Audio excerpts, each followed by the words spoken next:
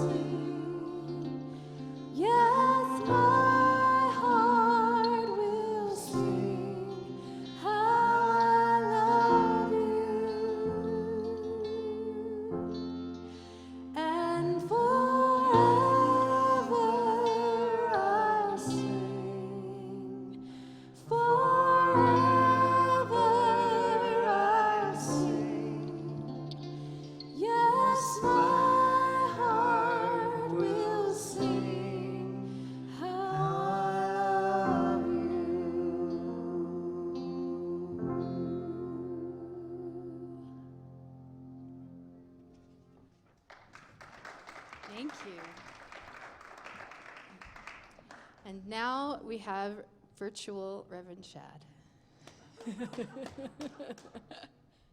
Uh-oh. Appreciate you coming out to be with us in person, or if you're even watching us online, I appreciate you taking the time to be with us today. Now, you may have noticed that I'm not actually here with you in person. That is because I am feeling a bit under the weather and have been for the last few days.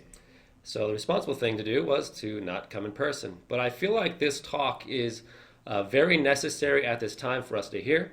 So I want to make sure you got it one way or another. So why not by video? So here it is. Well, on most Saturdays, I start the service by reminding us how important it is that we do this, that we come together in person, that we have this form of community together, that we as humans develop community, especially among like-minded spiritual individuals on the path, such as those of us in the room today. But now there is an element out there that is specifically discouraging gatherings like this and is in fact telling us to do the exact opposite. Stay away from each other, don't even get close to one another, and God forbid you even consider a hug or a handshake. Isn't it interesting, in a time when humanity is already becoming so insulated and separated by technology and other modern advances, that we have this situation which is creating a unified world voice that is saying, fear your neighbor, fear the unknown, fear the air, fear the things you enjoy like travel and concerts and sporting events. Well, before we get too much further along, I want to make sure you know now. I understand that there are good reasons for these announcements to be made and for this way of thinking to be out there.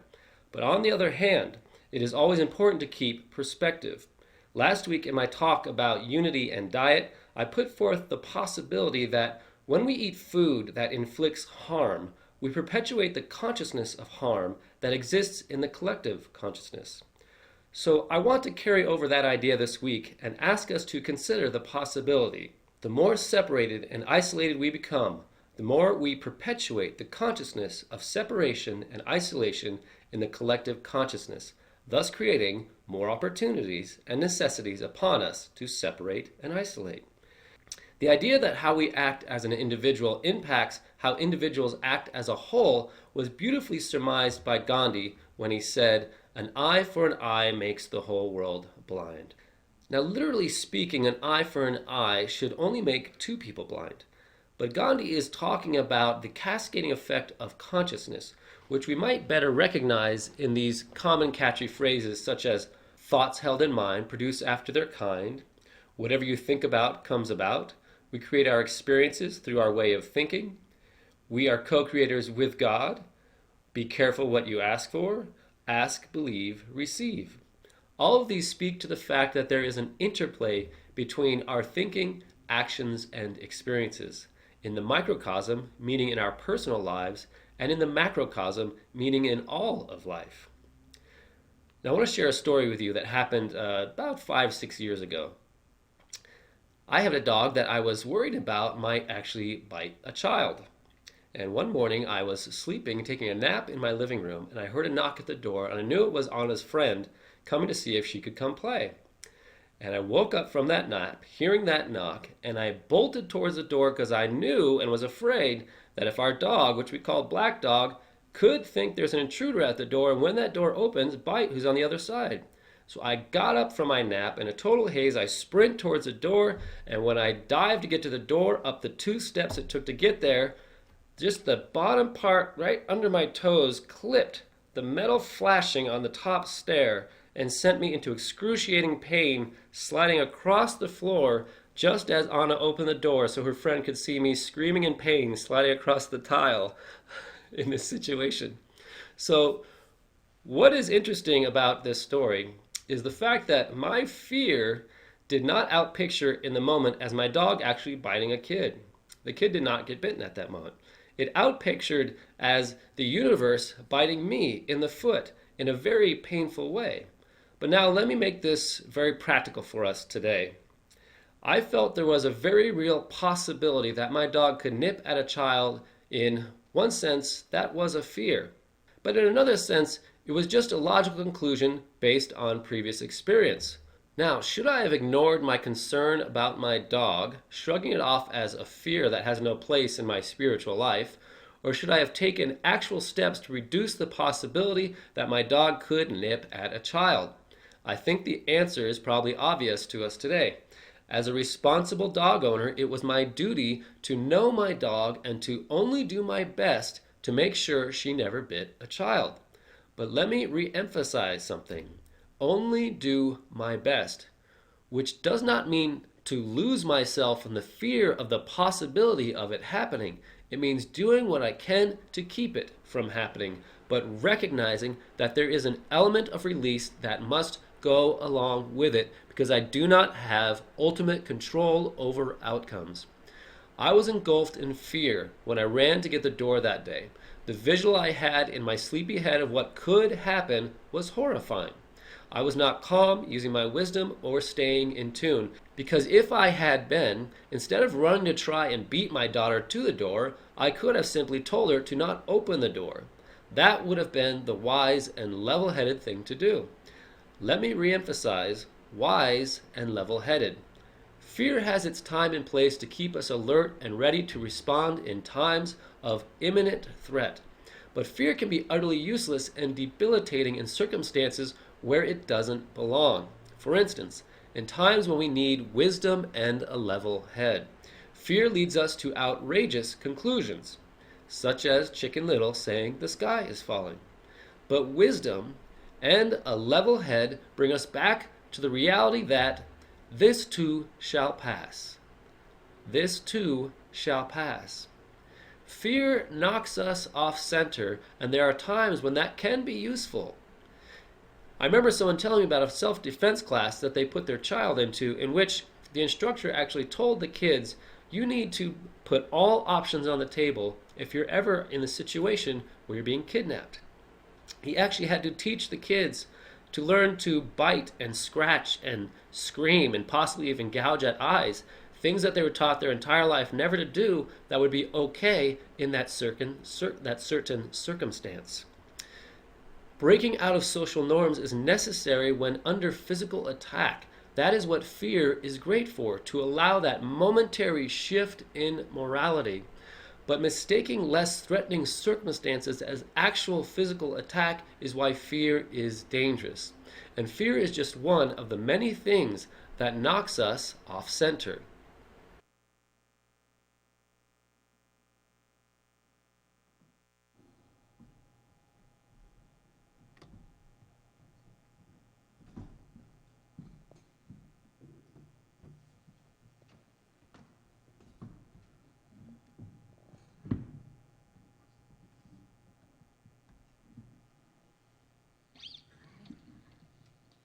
Well, you're welcome to sing along with us if you know this one.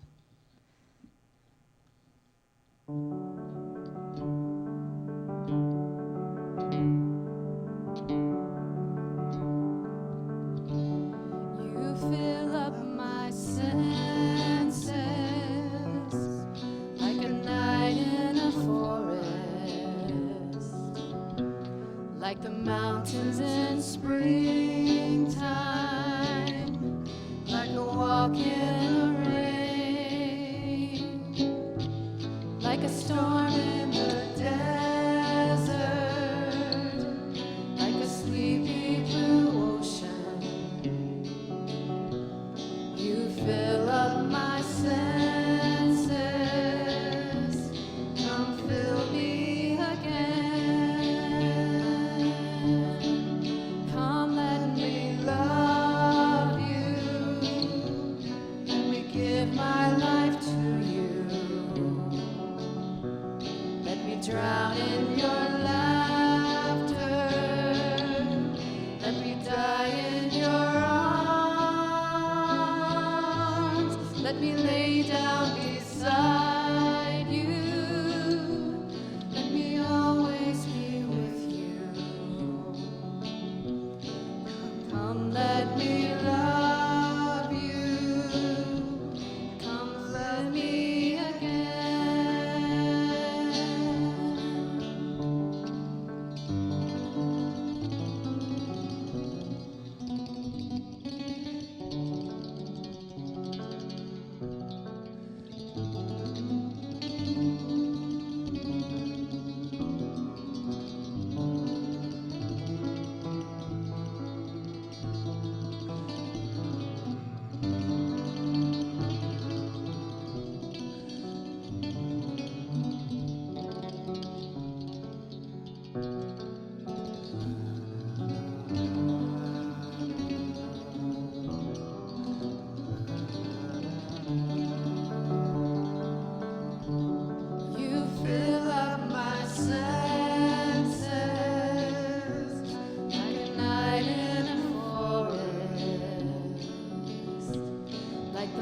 mountains in springtime, like a walk in the rain, like a storm in the desert, like a sleepy blue ocean. You fill up my senses, come fill me again.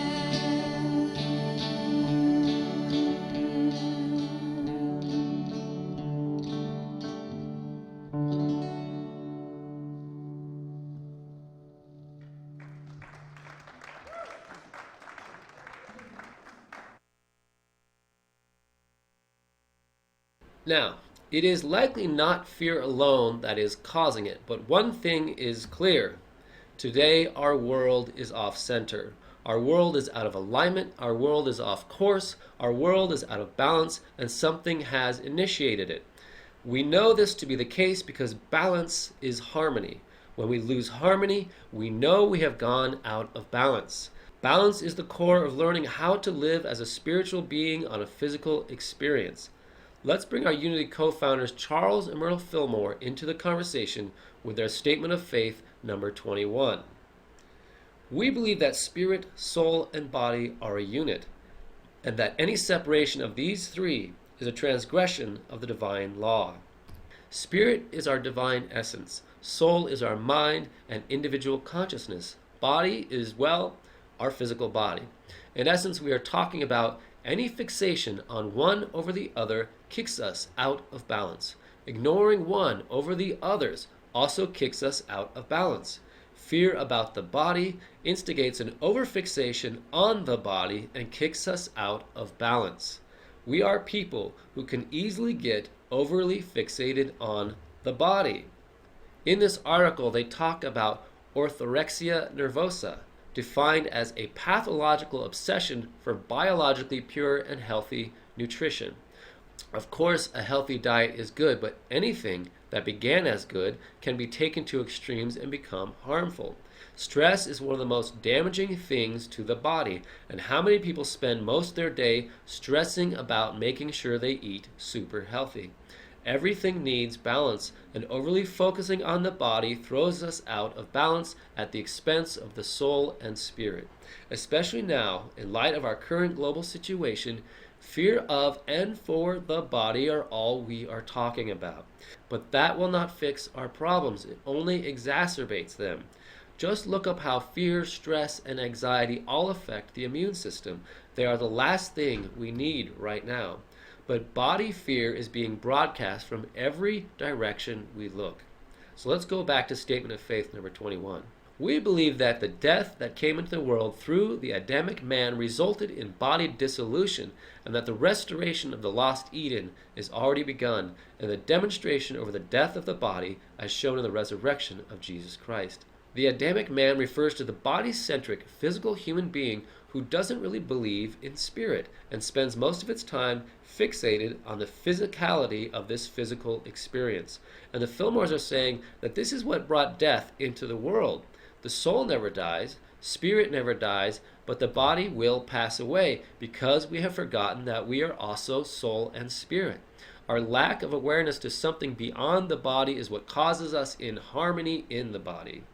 Jesus became fully awakened to his soul and spirit as Christ, overcoming body and transcending the seeming limitations of the body as an example for us on how to do the same. Our soul sits in sort of a tug-of-war between body and spirit. Right now, fear is pulling strongest towards the body, away from spirit. So then the solution might seem quite simple, which it actually is.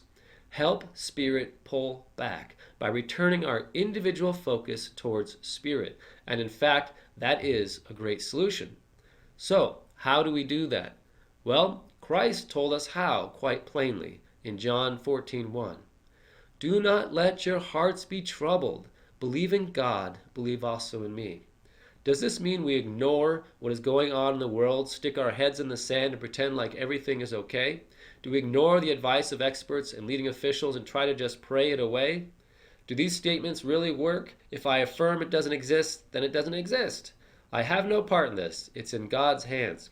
No, that is what is called spiritual bypassing and ignores what is ours to do in the face of difficulty. Christ said two very important things. Don't let your heart be troubled, and to believe in God and believe in Christ your higher awareness, which is to be aware of what is going on, but only to the degree that your heart can handle without being troubled or stressed or in fear.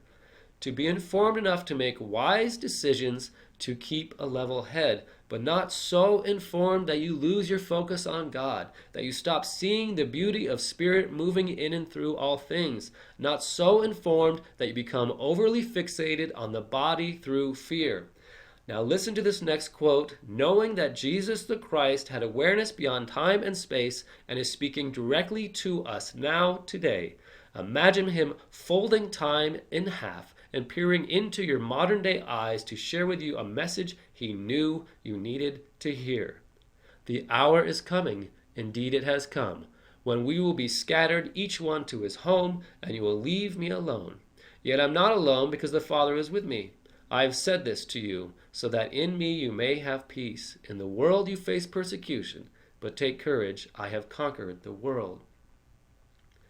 The world will scare you, scatter you, isolate you, suppress you, terrify you, and possibly even quarantine you. But he said, take courage, I have overcome the world. Why should we take courage? Because he says, I never left the Father, I never forgot God, I never forgot the reality that I am divine, God is in me, as I am in God, and nothing in this world can take that from me. We have a choice now to let the world put us into cages of fear or to use wisdom and discernment in our actions, making decisions that can be informed by what others say, but always checking that information against our own higher awareness. No matter what we are currently facing or are about to face, community has, is, and always will be our most valuable asset. How we do community may have to shift a bit, but we must not ever let fear take community away. And that is the truth as I experience it.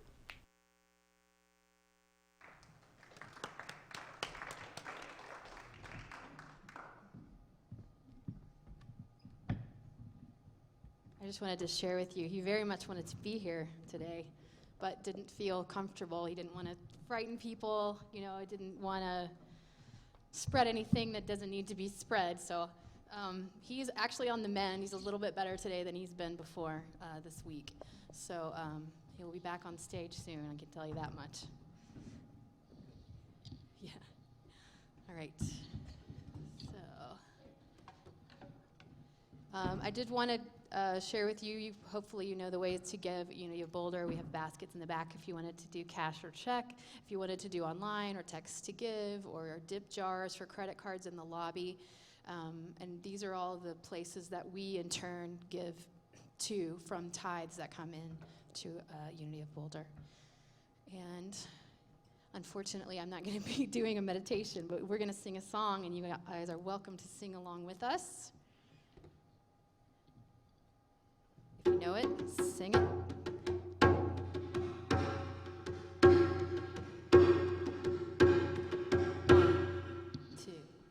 One, two, three, four.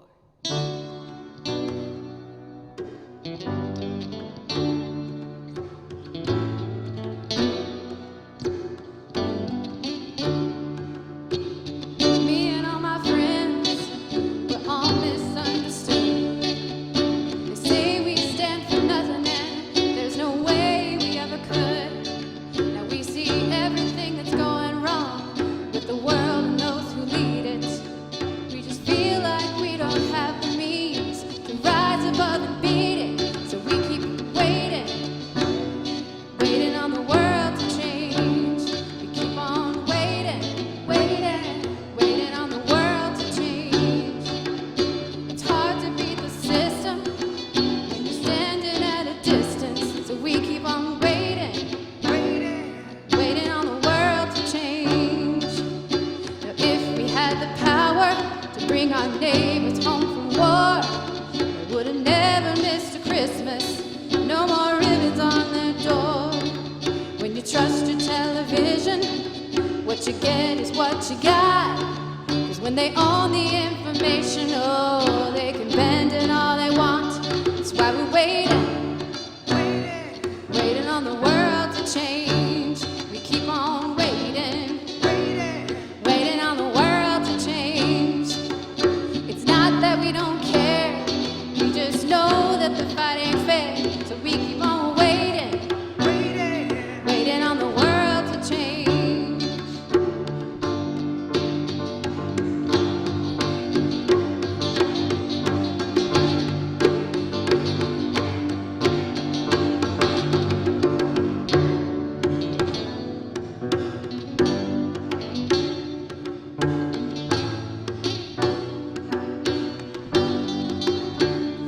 We're still waiting on the world to change.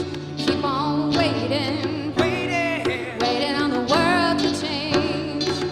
One day our generation is gonna rule the population. So we keep on waiting on the world to change. We keep on waiting on the world to change. Waiting on the world to change. Waiting on the world to change.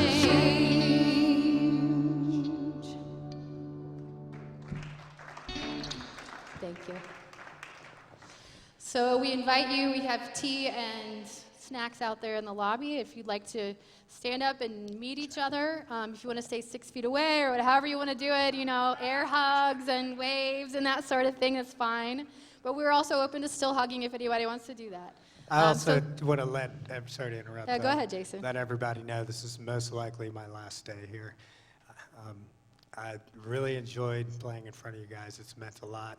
I've been working on farms for the last, since July 2017 through the WOLF program, which is Worldwide Opportunities for Organic Farming. And I've come from Baltimore and Washington area, and it's extremely busy there, and it's time for me to go somewhere that is not as busy. And I just wanted to say thank you. Yeah, thank you. All right, we'll see you everybody next week. You're welcome to come tomorrow morning as well. We have our 9 and our 11 a.m. services as usual.